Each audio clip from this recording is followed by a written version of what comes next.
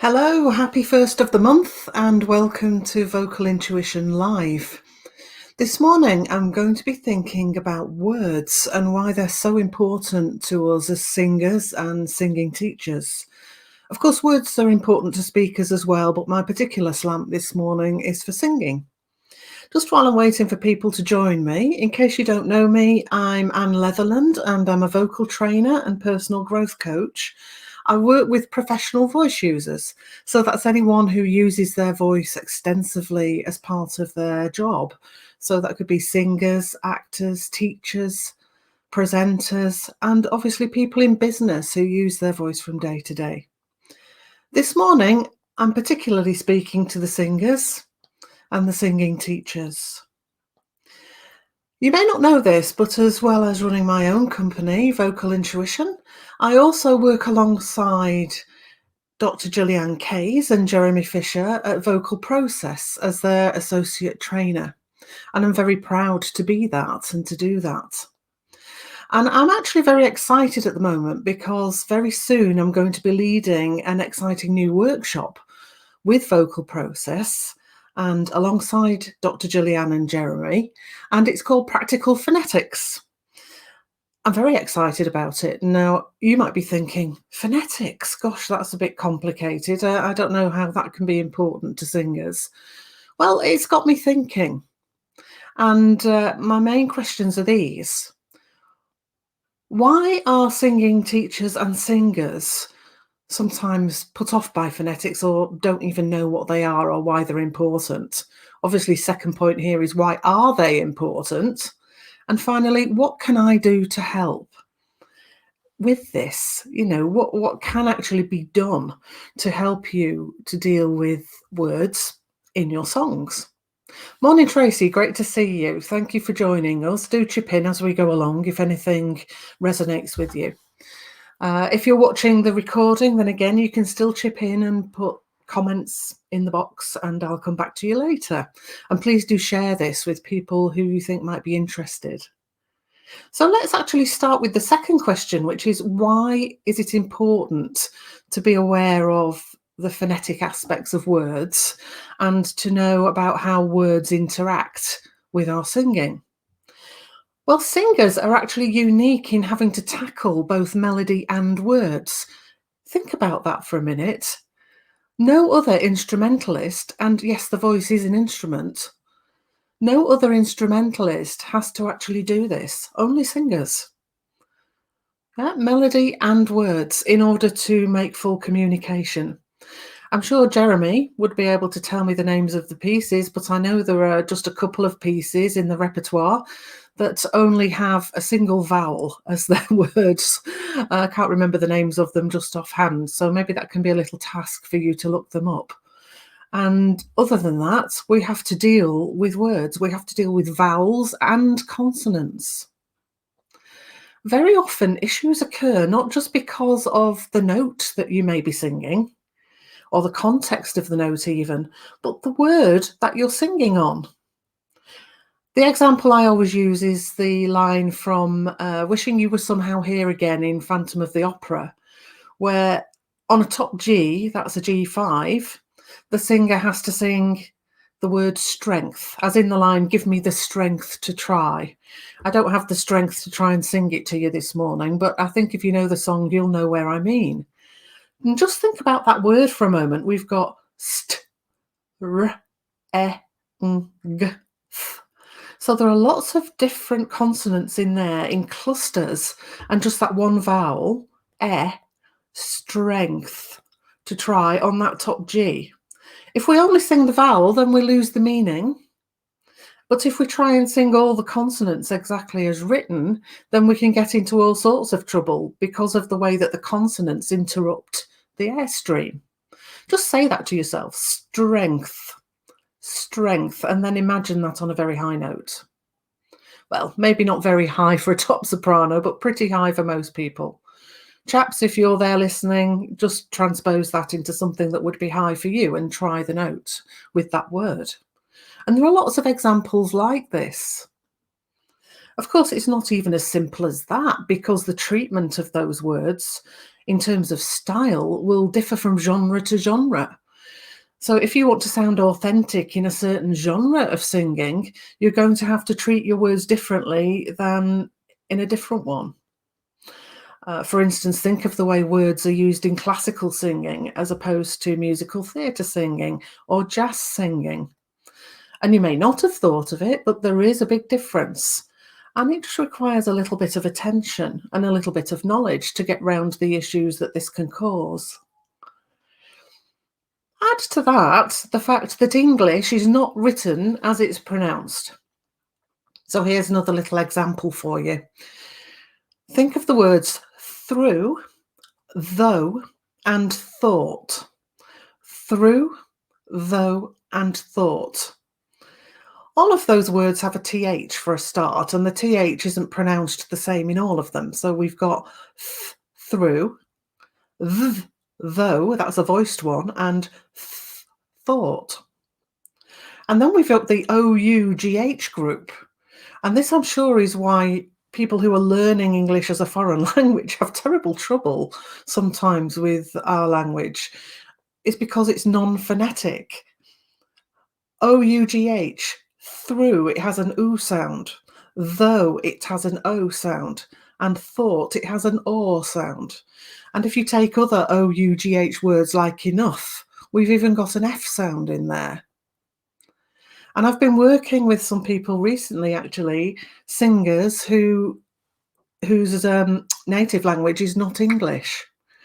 And there is a big problem if you're just relying on looking at the English spelling, because there's no rhyme and reason to some of these pronunciations. I know we have a few, like I before E, except after C, and that sort of thing that you learned at school, but even those aren't reliable. So that brings me to, well, let's learn then the phonetic alphabet. What is the phonetic alphabet? Well, it's a series of symbols, and each symbol represents just one sound.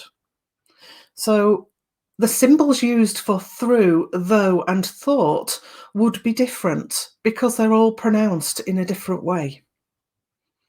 That makes life a lot easier because then you know what you're looking at.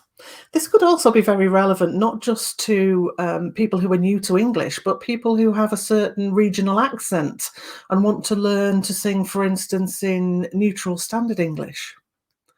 To actually know what sounds you're aiming for and to be able to annotate your score with those sounds makes such a big difference. So why are people put off? Tracy, are you still there? How do you feel about phonetics? Have you ever used these? What would put you off in terms of trying to use them, perhaps, or are you perfectly all right with them? When people are put off sometimes, and I know this from working with them, it's because it seems complex. We have a new alphabet and it's full of funny looking symbols if you're not familiar with it. And it can seem a bit abstract, and there are lots of rules if you go into phonetics in a very serious way. And that seems to cloud the practical application sometimes. I can totally understand this, but let me remind you that if you can read, then you learned strange symbols at one point and your brain assimilated them and put them together, which is why you now can read through, though, and thought, even in ordinary written English, and know the sounds. If I tell you, it would be so much easier once you use a bit of phonetic alphabet and just go to the trouble of getting used to the symbols, then you can see that it would be completely worth it.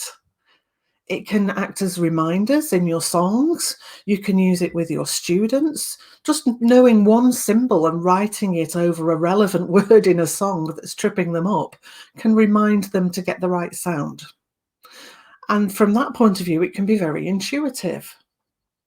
So how then can I help you with this? Well, I absolutely love to take the fear out of things like this, whether it be science or whether it be phonetics. Yes, I know that there are people who study these things in a very academic way, and I'm not trying to dumb it down at all, but I like to take the fear out and make things very practical and very understandable. In fact, That's what happens at vocal process generally. And I've been trained in that by Dr. Gillian and Jeremy, and we all have that in common.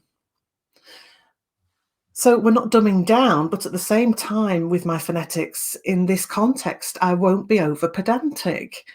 I'll keep it correct and useful, but not purely academic. The idea is to make it very practical so that you can understand how to use it and get a very definite advantage from it. Let's just have a look at a couple of comments. Tracy says, absolutely, the brain is already overwhelmed with sounds and getting it right. Phonetics are another layer to worry about. Yes, I can totally understand why people might feel that way. And yet, just by taking it step by step, and if you know me, you know I'm always talking about step by step and about gradient, then you can learn just a few symbols at a time and start to relate them to the sounds and gain your confidence.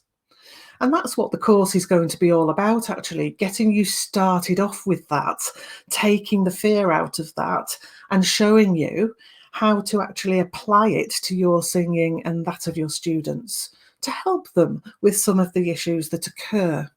Morning, Lindsay, lovely to see you as well. And we're just chatting here about phonetics and possible uses in singing. And Tracy's happy for me to take the fear away. Well, that's great. I know for myself, when I first started this work, I thought, oh gosh, this is mad. Because not only did I find the symbols a bit tricky, I also have a fairly northern accent. I've tried to neutralize it a little bit so that everybody can understand me. But to start with, some of the symbols represented sounds that I didn't necessarily make in my everyday accent. And I had to sort of get over that. Once you've got past that and you understand what the symbols represent, it can help you in no end of things, help you moving your students into new accents for acting, if that's what they need to do, helping you to soften your accent or change your own accent for a song, help you with foreign language singing, but most of all, help you to troubleshoot some of the things that come up in singing because of the words. And I've already mentioned one, which is the word strength on that G in Wishing You Were Somehow Here Again. Alison, hello, good morning. Nice to see you here as well. And you're saying you'd love to know the correct phonetic symbols, and you tend to get your students to write on their music how they would phonetically spell the sound, so it reminds them of the sound they need to produce. Well, that's the point. That's the practical part. If you then know the symbol for that, it's a lot easier than trying to represent it in sort of cobbled together English writing.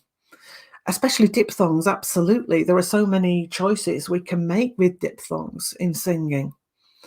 And you're saying, Alison, that you'll start with a poster on your wall. Yeah, that's great fun. And you can make up games and you can do things for yourself and for your students that really help, rather than going, oh, here's a list of symbols, we must learn them all and then start to use them. Our brains don't work like that. We start to use them in a fun way, a few at a time, and just where they're useful for us, and then gradually build those skills and that knowledge. So we've had high notes, we've had moving to a different accent, we've had understanding that different sounds require different amounts of air, and that there's more resistance with some sounds, some of those consonants, and that might upset our vocal line. For instance, if we are singing a classical song or a legit song, we need to get a balance between what we do with those consonants and what we do with the vowels. But it's not all about vowels. If we only concentrate on vowels and vowel shapes, then we're not intelligible. And I know this because I've researched it to some extent and done a lot of reading around it. And how intelligible we need to be depends on the style that we're singing and depends on the accepted conventions within that genre as well. Janet, lovely to see you as well, and look forward to see the advice on Wishing You Were Somehow Here Again. Yes, I think you say you've worked through some similar things with me. You have indeed. And I think those of you that have worked with me or with any of us in a vocal process course will know that there is more than one way to do something very often.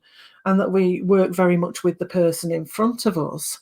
And it can be just a case of really listening, feeling, and visualizing what's going on to allow the person to do what they need to do with that word. And then all of a sudden, the notes sort of unravel and they're not a problem anymore. Now, I'm not saying that all the rest of vocal technique should just be ignored and isn't important. Of course, it is alongside of this. But I think very often we just don't think about the words in that sense, about how they can trip us up and also how they can help us. Having the right approach to these vowels and consonants can really help us to make a better job of the song, be better understood, and I suppose be more consolidated in what we do, get the music and the words really working together rather than feeling like it's a bit of a chore. So, if you'd like to know more or you're interested in the course, I'd be delighted to see you there. I'd be delighted to chat a bit more here. If you want to leave a comment in the box and I'll get back to you. It's called Practical Phonetics, What's in a Word, because that's the crux of the matter. We need to know what's in a word and what the implications are to get the benefits. And it's on May the 16th between 10 and 12 o'clock online. And I'm going to put the link to the course in the comments as well, although it is also on my page. And you'll also find it on the Vocal Process page at vocalprocess.co.uk. I find it really interesting, Lindsay. Thanks for that. It can seem very dry, but I've always had a thing about words. Where do they come from? Why do we pronounce that one way and another word a different way? And why does that get in the way of my singing that note or singing that phrase? Where can I put the emphasis in order to make my meaning clear? And to do that, what do I have to do with my handling of the words and the different parts of the words, if you like, what we call the phonemes? So all of that is absolutely vital. And it's, to me, just as important as phonation, resonance, and the other aspects of singing that we pay so much attention to and spend so much time on. So thank you for joining me this morning. I hope I haven't been too long-winded about that. Don't worry if you can't make the course. I'll find out whether it will run again or whether there may be an online version at some point and let you know. But do get in touch with us to find that out, Lindsay. I don't know the answers to those things yet because it depends really on what my colleagues at Vocal Process want to do. But I do thank you for your time this morning, and I would ask you to share this with anyone who you feel might be interested. Of course, I want people to come to the course, but I also want to help people in this very important aspect of their singing and voice work. Okay, have a wonderful bank holiday weekend. It's a bit cold, but we do have a bit of sunshine here, and I hope you get the chance to have a bit of that as well. And thank you for your attention and for being here. Don't forget to leave me some comments and questions if you have them, and give me a few likes so that Facebook or wherever I post this will actually show it to other people. I'd be really grateful. Okay, lovely. And hope to see some of you there, and bye for now.